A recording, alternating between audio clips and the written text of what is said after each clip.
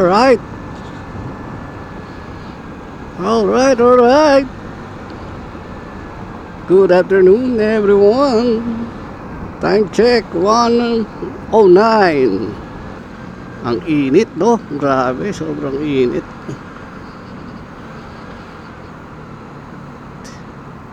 Kahit nasaan ka, mararamdaman mo yung init, no?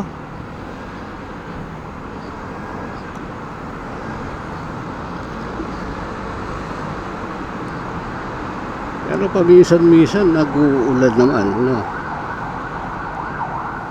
Sunod tayo sa ano ngayon? Sunod tayo sa batas ngayon. Dahil implemented na pala kayo yung yung NCAP, no? Or yung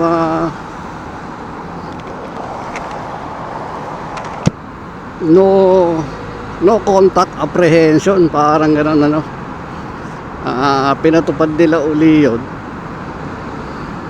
dito sa Quezon Avenue. Alam ko kasali rin to sa isa sa mga highway na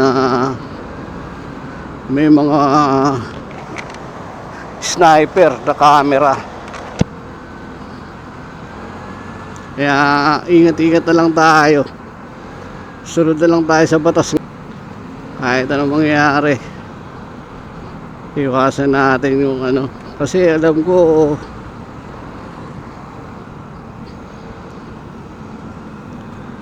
dapat lagi tayong nasa motorcycle lane. Ito namang isa na to, paano ko makakasunod sa motorcycle lane siya nasa motorcycle lane, no? Hanggat maaari na lang, hanggat maaari sunod na lang tayo. Kaya kung merong motorcycle lane tayo dadaan. Pupunta nga pala tayo ng ngayon, bandang Buendia. May lalakarin lang tayo, tapos diretso tayo ng office. Ang hirap lang, no? Hindi natin kabisado kung saan yung may mga camera na napaka hindi natin alam kung nasan yung mga sniper na camera.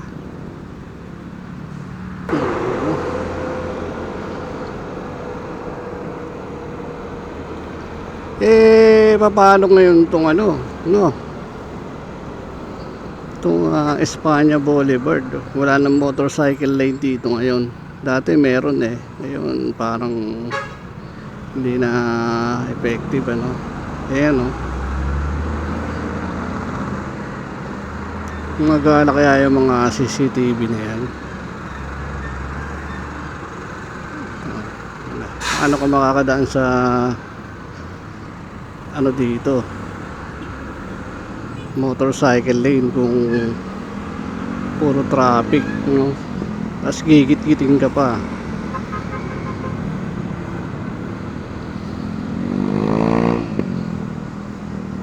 Hindi natin na namang ngayon sistema ngayon.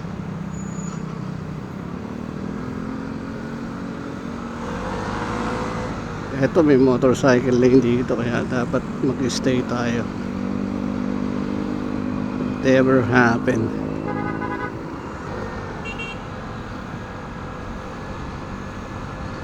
Tapos dito wala na naman ng motorcycle lane. Anong dapat natin gawin pagka ganyan?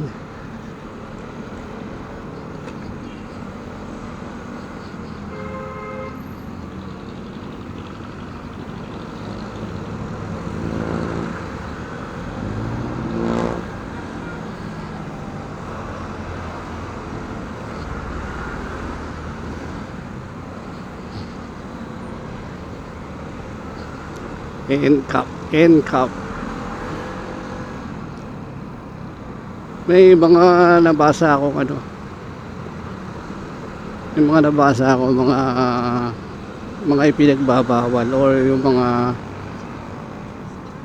mga dahilan kung bakit ka mahuhuli, no?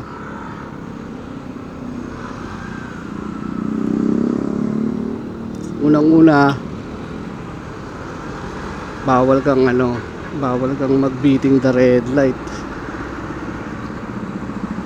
Yan, yun yung unang bawal.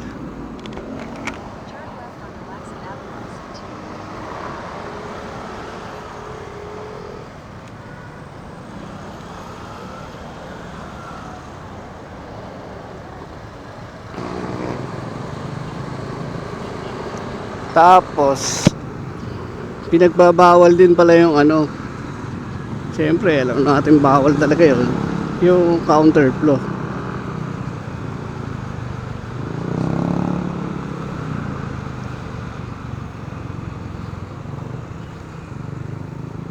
Lalagpas sa speed limit, bawal din yun.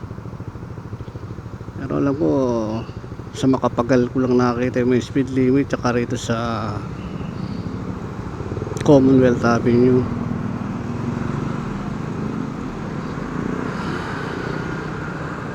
Tapos isa pa, hindi ka rin pwedeng mag-stop sa yellow box, no? Bawal naman talaga yun. Kaya lang sa pinaigting na batas, talagang huhuli ka na or magkakaroon ka na ng fine. And then ano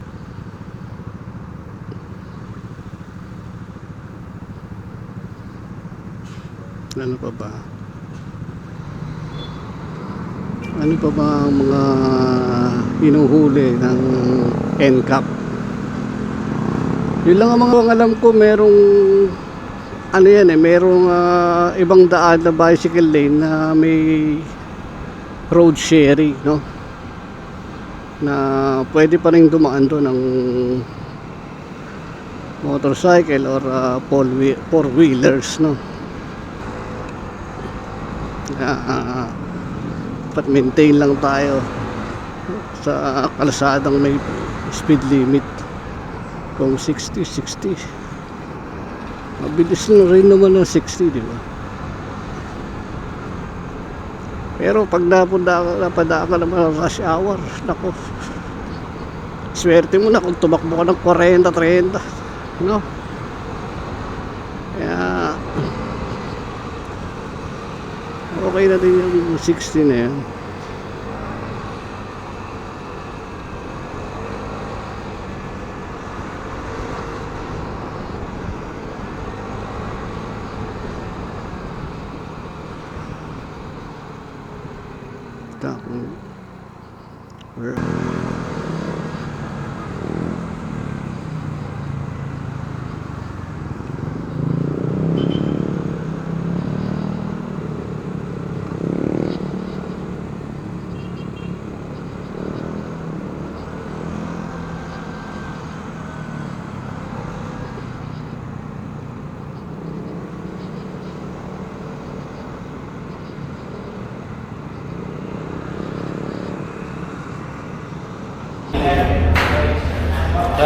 Try natin dito sa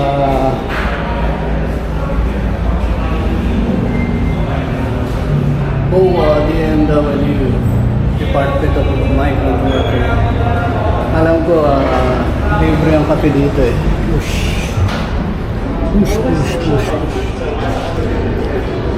Ako libre ang kape dito eh. Ayun ah.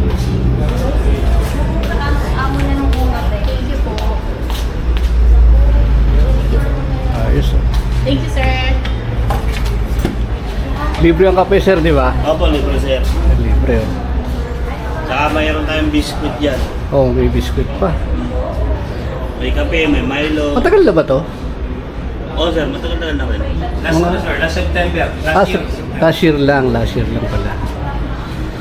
Kasi ang alam ko lang sa seafarer sub eh. Sa Sub lang. Palalim. Kaya ano pa rin to, kay admin pa rin itong project. Project rin pala niya ito. Marami rin pala siyang naging ano. Oo, sir. Pati yung sa kabila. Okay, libre oh. Kaya kung gusto nyo magpahinga rito, mga seafarers, Pwede kayong pumunta rito. Libre ang kape, libre ang merienda. Mantusawa, sir, no? Opo. Mantusawa. Sir. Okay. Ikot-ikot na ako, sir, ha?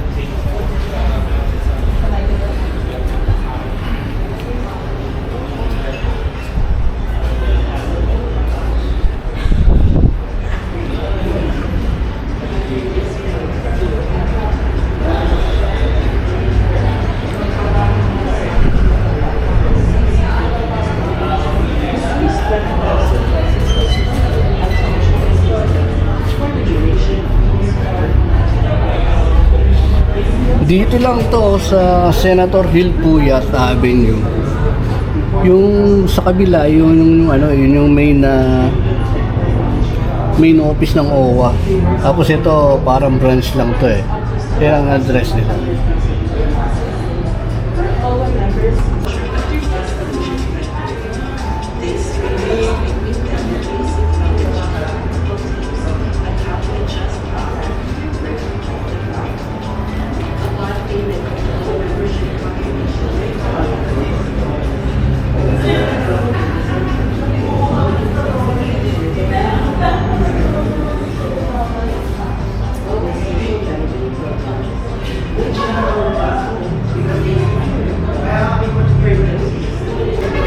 Let's go. Kape tayo, kape.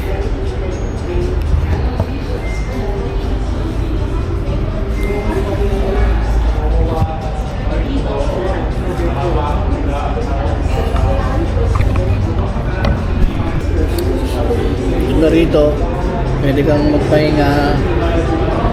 Pagkatapos mo mag-apply sa ibang mga agency, pwede ka pumunta rito.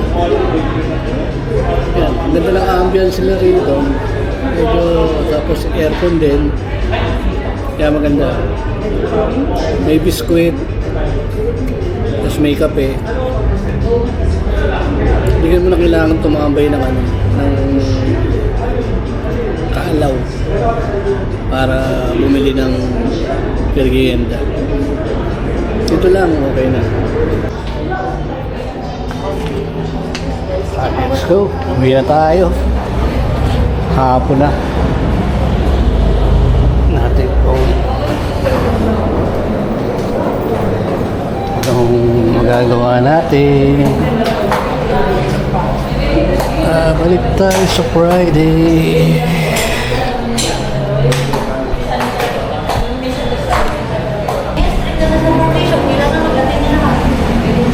Sige, sir.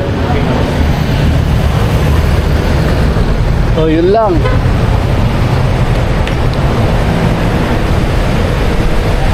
Hindi na tayo. Ito natin pinark yung motor natin.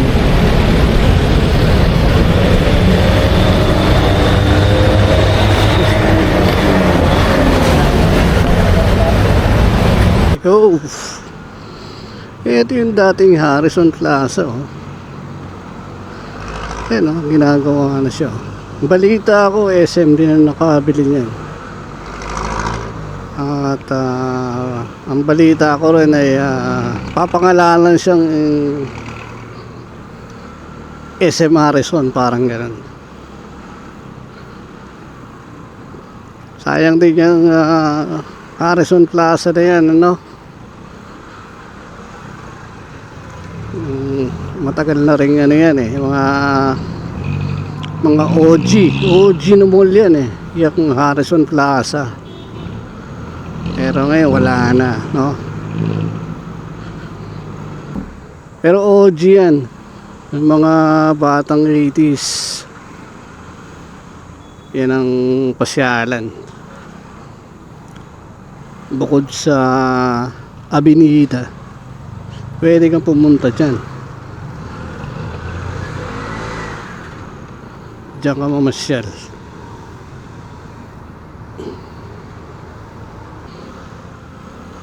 Ito naman ang Manila Zoo. Itong area na to. Bakit kasi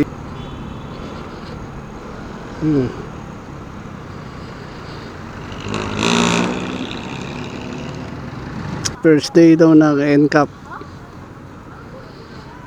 Maluwag daw ang EDSA. Aba, uy.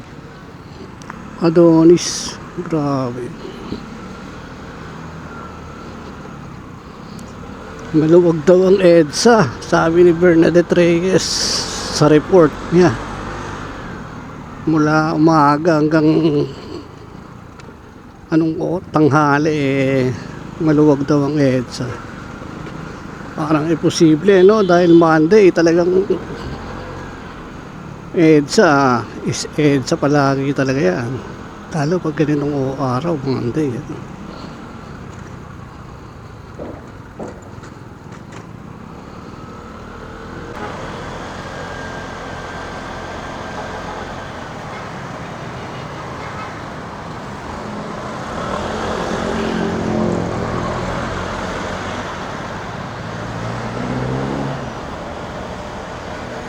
Ito, meron to. May road sharing tong area. Yan, ganyan, oh. May road sharing yan. Nagsabihin, hindi siya exclusive para sa mga bisikleta lang. Yung motorcycle nga, di ba? Ito yun naman, hindi naman exclusive. Tulad nito, motorcycle lane, pero basan dumadaan.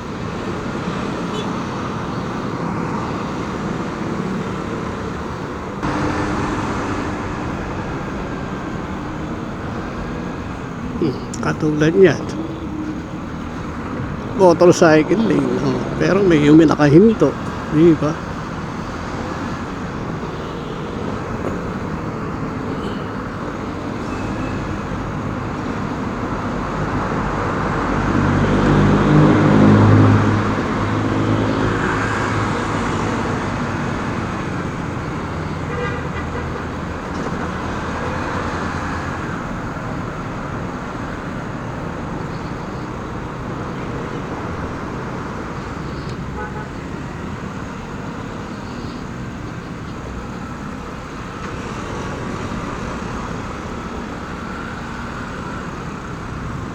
Puta na tayo ng traffic, men.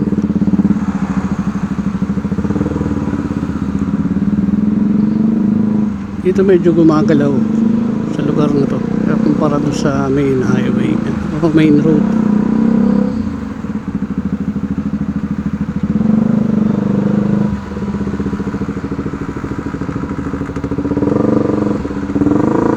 Nga lang, bagal din. Pero moving naman.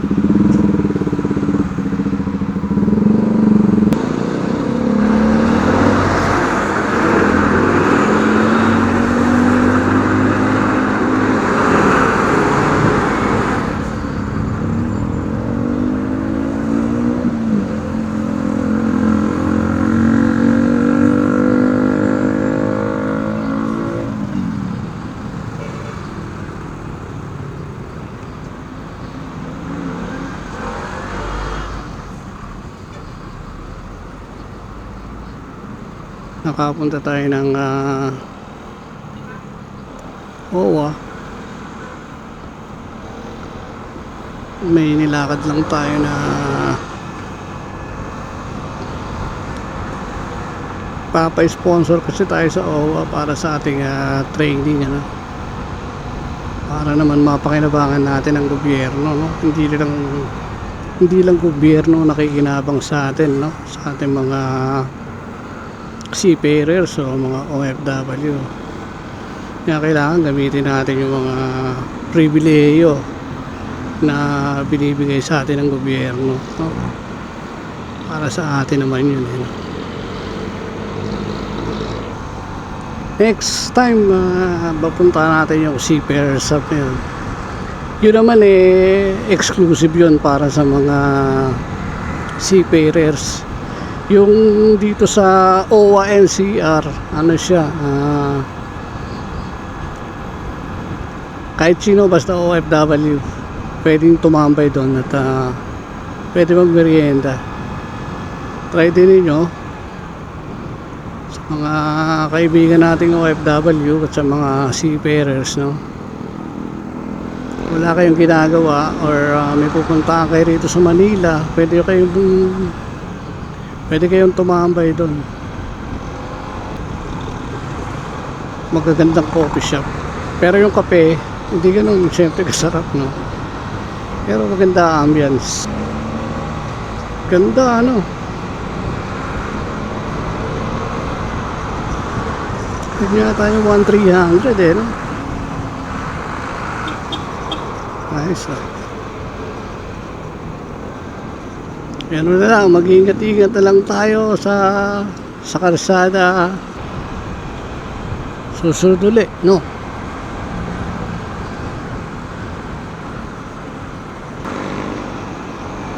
So, yun lang, no? Maraming salamat kung nakapanood kayo, no? Sa pagsama ninyo. Maraming salamat. No? Shoutout sa lahat ng mga kaibigan natin si Perez, no? Na sumusubaybay, no? Andito na lang siguro tayo, no? Hanggang sa muli, Makinis na Moto signing off.